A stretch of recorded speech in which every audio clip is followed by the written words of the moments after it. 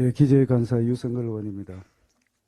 좀 전에 정책위 의장님과 또 사무총장님께서 이미 말씀을 하셨습니다만, 어제 또 전세 사기 관련해서 피해자 한 분이 이 소중한 생명을 잃었습니다.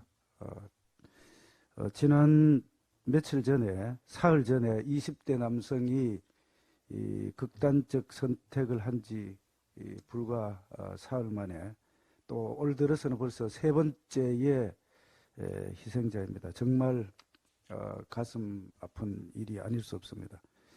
이분들은 집이 경매에 넘어가 낙찰되어도 보증금을 말하여 한 푼도 되돌려받지 못하거나 일부 소액만 되돌려받는 그런 처지에 몰렸었습니다.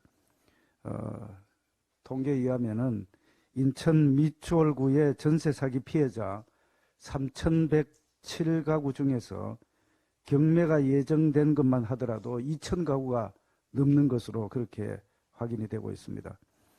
또 다른 비극이 발생하지 않을까 매우 걱정스러운 그런 상황입니다.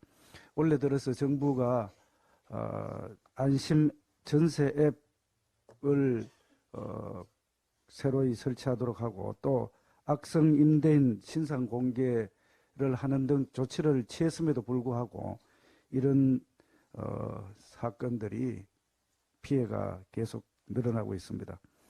정부는 전세 사기 대책이 온전히 지금 발표했는 대책이 작동하고 있는지를 되짚어 봐야 되겠습니다. 좀 전에 정책위 의장께서도 말씀을 하셨습니다만 전세 사기 주택 경매를 일단 잠정 중단할 것을 강력하게 촉구를 합니다. 그리고 함께 생활자금 지원 등 다각적인 실질적인 지원이 이루어지도록 정부에서 대책을 신속하게 마련해 주시기 바랍니다. 다음은 북한 핵 관련돼서 한 말씀 드리겠습니다. 어제 대한민국의 자체 핵 보유 필요한가에 대한 토론회를 제가 주최를 했습니다. 토론회를 통해서 실존하고 명백한 위협이 된 북한의 핵 공갈 문제, 핵 위협 문제에 대해서 적극적으로 대응해서 국가 생존과 미래 세대를 위해서 우리 대한민국이 자체 핵 무장을 할 필요가 있는지 또 가능한지 그것이 바람직한지 관련되는 논의를 어제 전문가들을 모시고 했다는 그런 말씀을 드립니다. 지난 주말 북한은 화성 18호라는 새로운 ICBM을 발사한 것으로 지금 군 당국에서 확인이 되고 있습니다. 이후 유엔 안전보장이사회 안보리에서 17일 현지 시각으로 유엔 본부에서 공개회의를 열고 북한의 신형 ICBM에 대해서 규탄 및 대응을 논의했지만 결과적으로 중국이 반대해서 또 러시아가 반대해서 성과 없이 끝났습니다. 북한은 대한민국을 향한 공세적 핵 위협을 아주 노골로 하고 있고 구체하고 있다는 사실은 여러분들 또 국민 여러분들께서도 다 아시는 그런 상황입니다. 특히 작년 9월에는 핵 선제 공격을 법령화한 5가지로 분류한 핵 무력 정책 법령이라는 것을 발표를 했습니다.